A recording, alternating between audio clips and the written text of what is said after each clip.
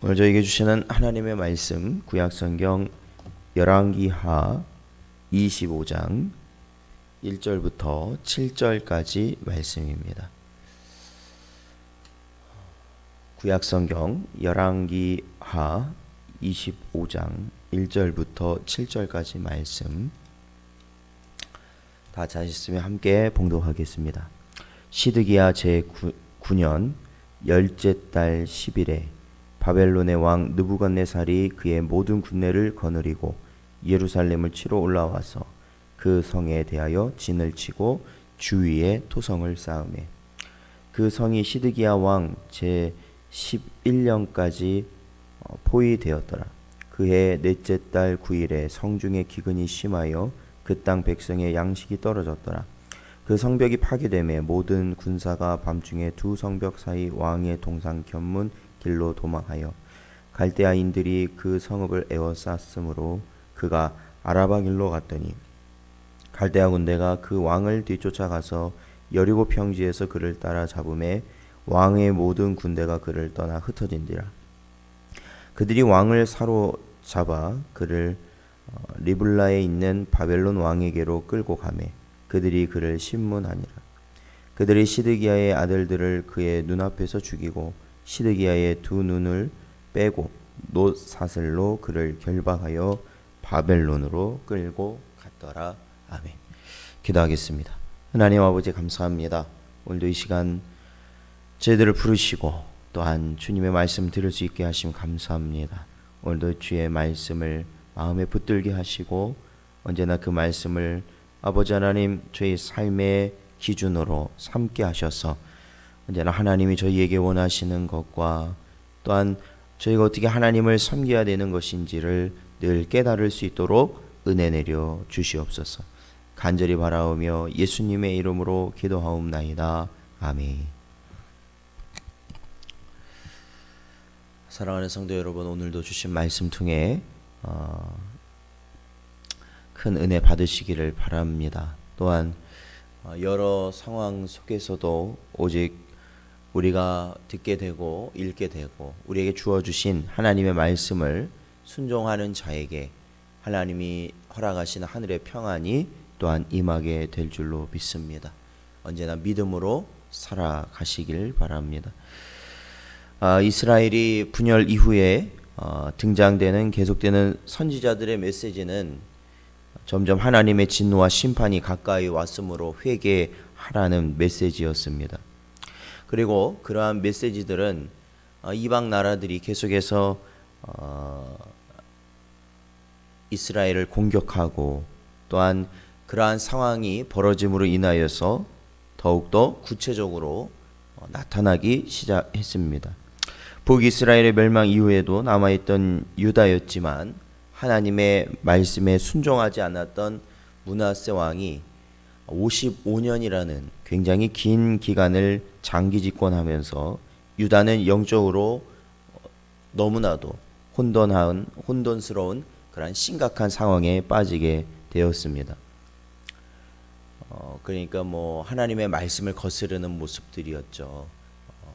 우상을 섬기고 또한 하나님보다는 다른 나라를 더욱더 의지하고 그리고 하나님이 하지 말라고 하였던 많은 일들이 그러한 범죄들이 죄악들이 유다 안에 계속해서 나타나게 된 것입니다. 비록 이 므낫세 왕이 그 이후에 아들이었던 요시야 왕이 큰 개혁을 이루어서 하나님 앞에 바로 세워지기 위하여서 애쓰는 그러한 시기가 있었지만 그럼에도 불구하고 요시야 왕이 애굽과의 전투에서 사망하게 됨으로 인하여서 이제는 아주 급격하게 무너져가는 유다의 모습을 우리는 보게 되는 것입니다. 결국 오늘 본문 말씀에 보면 시드기야 왕 집권 9년차가 되었을 때 유다를 향해 벼르고 있던 이 바벨론에 의하여서 멸망당하고 맙니다.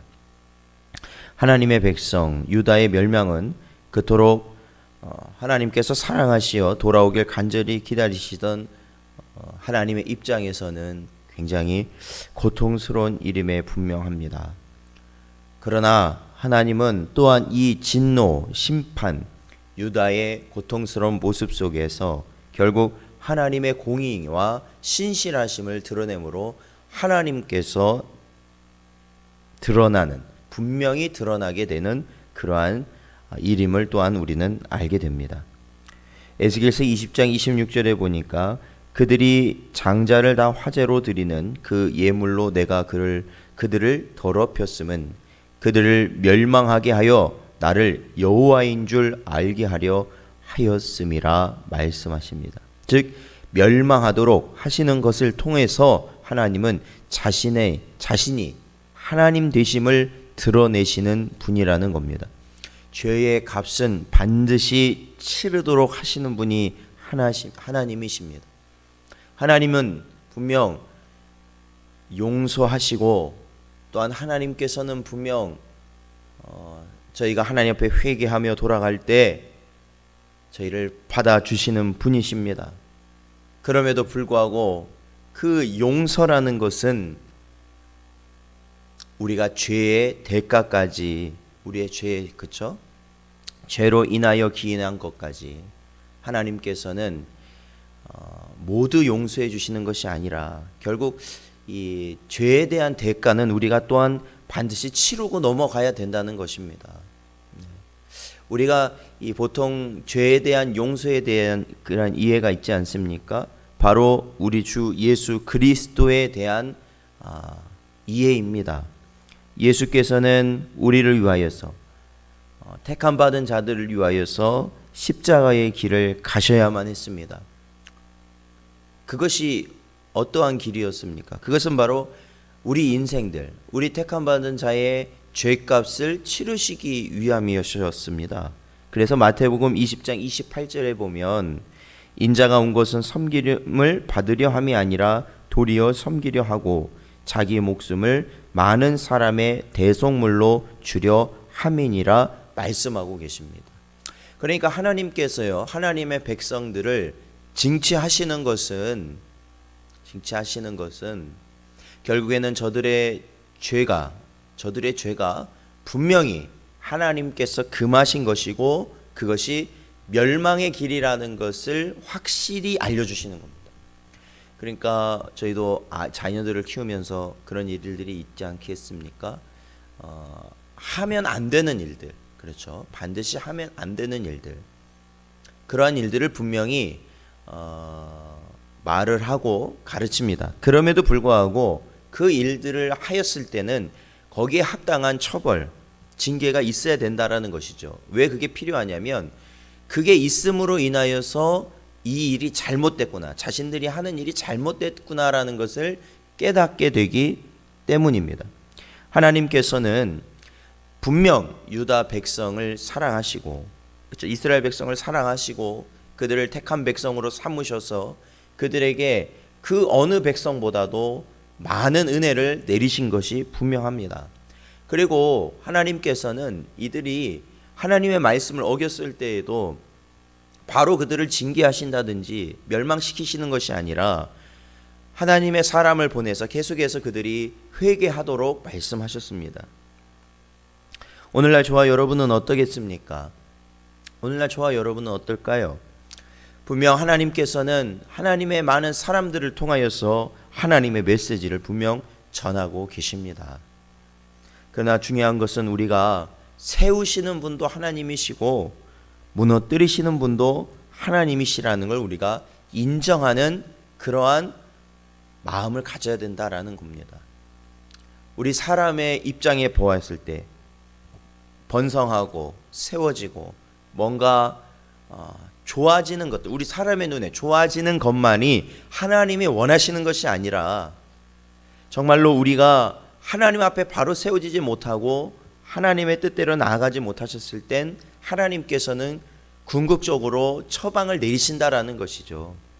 우리가 세우고 우리가 자랑스러워했던 것들을 다 무너뜨리시고 오직 하나님 한 분만을 우리가 바라볼 수 있도록 또한 역사하신다라는 것입니다. 그렇기 때문에 우리는 연연하지 않아야 됩니다. 우리가 지금 세워놓은 것, 우리가 지금 가지고 있는 것, 그렇죠. 우리가 지금 붙들려고 하는 것들에 연연하지 말아야 하는 것입니다. 마치 밀물처럼 들어왔던 바닷물이 썰물처럼 나가는 때가 있는 것처럼 우리 역시도 하나님께서 계획하시고 뜻하신 바대로 모든 일이 이루어짐을 우리는 깨달아야 하는 겁니다. 그리고 환난과 고난이 닥쳐오고 우리의 믿음 생활이 더욱더 어려워지는 상황이 오면 올수록 우리는 하나님 한 분만을 바라봐야 된다라는 겁니다. 사랑하는 성도 여러분, 오늘 하루도 저와 여러분이 살아가기에 그리 녹록지 않을 것입니다. 그럼에도 불구하고 우리는 하나님을 바라봐야 됩니다. 왜냐하면 오늘 이 하루는 우리에게 하나님만을 바라보라고 말씀하시는 하나님의 은혜로 주어진 것이기 때문에 그렇습니다. 오늘도 이 시간 주신 말씀을 붙들시고 이 하루를 온전히 주님의 은혜 가운데 살아가시는 여러분 되시기를 주님의 이름으로 축원드립니다. 기도하겠습니다. 하나님 아버지, 오늘도 주신 말씀 마음에 새길 수 있는 은혜를 허락하여 주시고 오로지 주의 뜻에 합당한 삶을 살게 하시며 모든 일이 주로부터 시작되어 주로 말미암고 주께로 돌아감을 깨닫게 하여 주시옵소서. 오직 저희의 마음 가운데 요동하지 않는 심령을 허락하시고 주의 길 나아갈 수 있는 은혜를 넘치게 부어 주시옵소서. 감사드리며 이 모든 말씀 예수님의 이름으로 기도하옵나이다. 아멘.